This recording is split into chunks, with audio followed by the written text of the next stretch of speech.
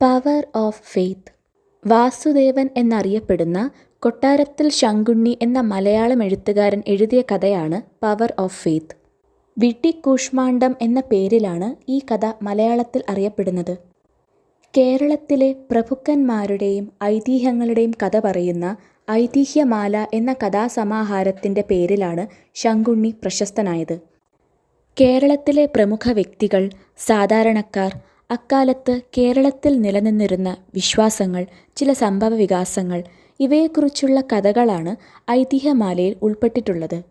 ഭാഷാപോഷിണി എന്ന Malayalam literary journal അഥവാ മലയാളം സാഹിത്യ വാർത്താ പത്രികയിലാണ് ആദ്യമായി ഐതിഹ്യമാല പ്രസിദ്ധീകരിച്ചത്.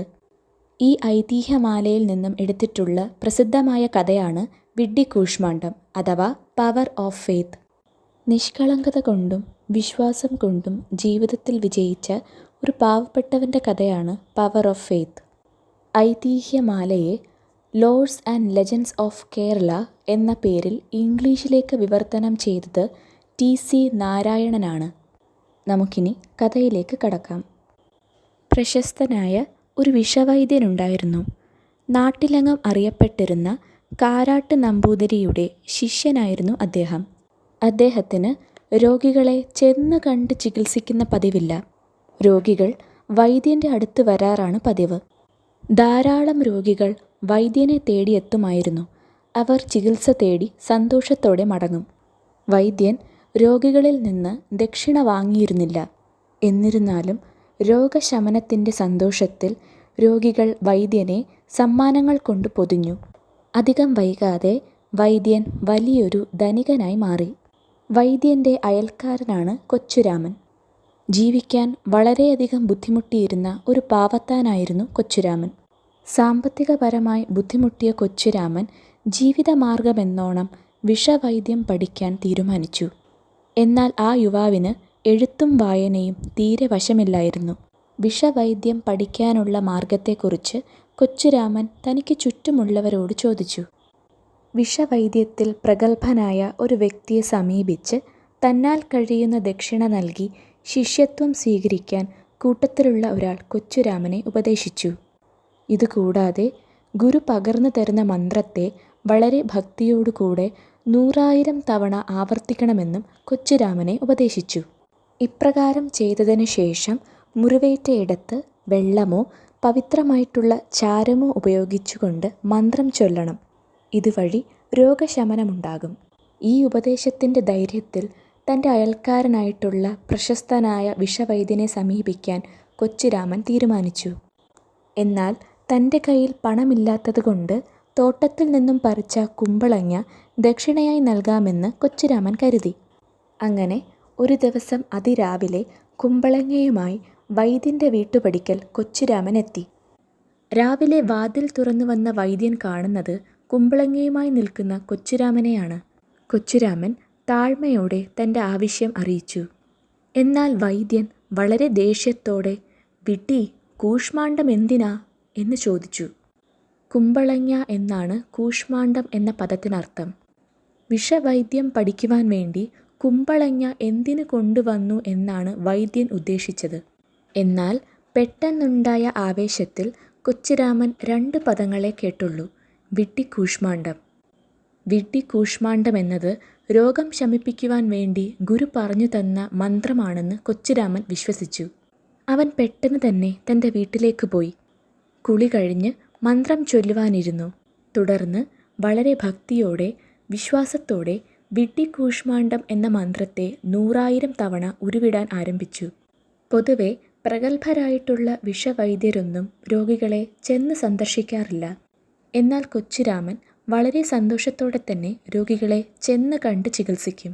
കൊച്ചുരാമൻ്റെ ചികിത്സാരീതി വളരെയധികം പ്രശസ്തി നേടാൻ തുടങ്ങി. തുടരെയുള്ള വിജയം കാരണം വളരെ തിരക്കേറിയ ഒരു വൈദ്യനായി അവൻ മാറി. അങ്ങനെയിരിക്കെ കോഴിക്കോട് മഹാരാജാവ് വിഷബാധിതനായി. നാടെങ്ങും അറിയപ്പെട്ടിരുന്ന പ്രഗത്ഭരായിട്ടുള്ള വൈദ്യന്മാരെല്ലാം അദ്ദേഹത്തെ ചികിത്സിച്ചു. എന്നാൽ യാതൊരു ഫലവുമുണ്ടായില്ല. പ്രതീക്ഷ നഷ്ടപ്പെട്ട കുടുംബാംഗങ്ങൾ രാജാവിൻ്റെ അന്ത്യകർമ്മങ്ങൾ ചെയ്യാൻ ആരംഭിച്ചു. ഈ സമയം കൂട്ടത്തിലുള്ള ഒരാൾ രാജാവിനെ ചികിത്സിക്കാൻ കൊച്ചുരാമനെ വരുത്തിക്കണമെന്ന് ആവശ്യപ്പെട്ടു. തുടർന്ന് വിശദമായിട്ടുള്ള ചർച്ചയ്ക്കൊടുവിൽ പലരുടെയും സമ്മതത്തിന് എതിരായി കൊച്ചുരാമനെ വിളിപ്പിച്ചു. പെട്ടെന്ന് തന്നെ എത്തിയ കൊച്ചുരാമൻ രാജാവിനെ പരിശോധിക്കാൻ ആരംഭിച്ചു. പരിശോധനയ്ക്കൊടുവിൽ കൊട്ടാരത്തിലെ ആസ്ഥാന പാചകക്കാരനെ വിളിപ്പിച്ചു. 3 ദിവസമായി രാജാവ് ഭക്ഷണമൊന്നും കഴിക്കാത്തതുകൊണ്ട് അദ്ദേഹത്തിന് നല്ല വിശപ്പുണ്ടാകുമെന്നും ഉണരുമ്പോൾ അദ്ദേഹത്തിന് കഴിക്കാനായി കഞ്ഞി തയ്യാറാക്കണമെന്ന് കൊച്ചുരാമൻ പാചകക്കാരനെ അറിയിച്ചു. ചുറ്റും കൂടി നിന്നവർക്ക് കൊച്ചുരാമൻ്റെ വാക്കുകളെ വിശ്വസിക്കാനായില്ല. കുറച്ച് വെള്ളമെടുത്ത് മന്ത്രമുരുവിട്ട് കൊച്ചുരാമൻ രാജാവിൻ്റെ മേൽ ആ വെള്ളം തളിച്ചു. പെട്ടെന്ന് രാജാവ് കണ്ണു തുറന്നു. 2 വട്ടം കൂടി ആവർത്തിച്ചപ്പോൾ രാജാവ് എഴുന്നേറ്റിരുന്ന് തനിക്ക് വിശക്കുന്നുവെന്ന് പറഞ്ഞു. കഞ്ഞി ഭക്ഷിച്ച ശേഷം വളരെയധികം ആശ്വാസം തോന്നിയ രാജാവ് കൊച്ചുരാമനെ കണ്ട് അവനെ വളരെ ഗംഭീരമായി സൽക്കരിച്ചു. കൊച്ചുരാമൻ്റെ ഗുരു ഉൾപ്പെടെ മറ്റുള്ള പ്രഗത്ഭരായിട്ടുള്ള വൈദ്യന്മാരെല്ലാം അതിശയം കൊണ്ടും ലജ്ജയോടുകൂടിയും നിന്നു. അന്ന് തൻ്റെ വീട്ടിൽ നിന്ന് മടങ്ങിയ കൊച്ചുരാമൻ മറ്റെവിടെയോ നിന്നാകാം ഈ വിഷവിദ്യ പഠിച്ചതെന്ന് ഗുരു വിചാരിച്ചു. കൊച്ചുരാമനെ സംഗീതത്തിൻ്റെ അകമ്പടിയോടുകൂടെ രാജകീയമായി പല്ലക്കിൽ തൻ്റെ വീട്ടിലേക്ക് യാത്രയാക്കണമെന്ന് രാജാവ് കൽപ്പിച്ചു. അങ്ങനെ പ്രൗഢഗംഭീരമായിട്ടുള്ള തൻ്റെ യാത്രക്കിടെ ആൾക്കൂട്ടത്തിൽ കൊച്ചുരാമൻ തൻ്റെ ഗുരുവിനെ കണ്ടു. ഗുരുവിനെ കണ്ടയുടനെ പല്ലക്കിൽ നിന്നും ചാടിയിറങ്ങിയ കൊച്ചുരാമൻ ഗുരുവിൻ്റെ കാൽക്കൽ തനിക്ക് കിട്ടിയ സമ്മാനങ്ങളെല്ലാം അർപ്പിച്ച് ഗുരുവിനെ നമസ്കരിച്ചു. തനിക്ക് ആ മന്ത്രം പറഞ്ഞു തന്നതിന് ഗുരുവിനോട് നന്ദി പറയുകയും ഇത്രയും കാലം ഗുരുവിനെ കാണാൻ വരാത്തതിന് ക്ഷമ ചോദിക്കുകയും ചെയ്തു. എന്നാൽ താൻ കൊച്ചുരാമന് മന്ത്രമൊന്നും പറഞ്ഞു തന്നിട്ടില്ല എന്നും രാജാവിനെ സുഖപ്പെടുത്തിയ മന്ത്രം കൊച്ചുരാമനിൽ നിന്നും പഠിക്കാൻ തനിക്ക് സന്തോഷമേ ഉള്ളൂവെന്ന് ഗുരു പറഞ്ഞു. അപ്പോൾ തനിക്ക് മറ്റു മന്ത്രങ്ങളൊന്നും അറിയില്ല എന്നും ഗുരു പറഞ്ഞു തന്ന ആ മന്ത്രം മാത്രമേ അറിവുള്ളൂ എന്നും കൊച്ചുരാമൻ പറഞ്ഞു. ഗുരുവിനെ അമ്പരപ്പിച്ചുകൊണ്ട് തന്നെ പ്രശസ്തനാക്കിയ താൻ വളരെ ആത്മാർത്ഥതയോടുകൂടെ 100,000 തവണ ആവർത്തിച്ച് ഉരുവിട്ട ആ മന്ത്രം കൊച്ചുരാമൻ പറഞ്ഞു. വിഡ്ഢിക്കൂഷ്മാണ്ഡം. വളരെ രസകരമായിട്ടുള്ള കഥയാണ്. എന്നാൽ വലിയ ഒരു സത്യം ഈ കഥയ്ക്കു പിന്നിലുണ്ട്. ശക്തമായ വിശ്വാസവും ആത്മാർത്ഥതയും ഭക്തിയും ഏതൊരു അറിവിനേക്കാളും വലുതാണ്.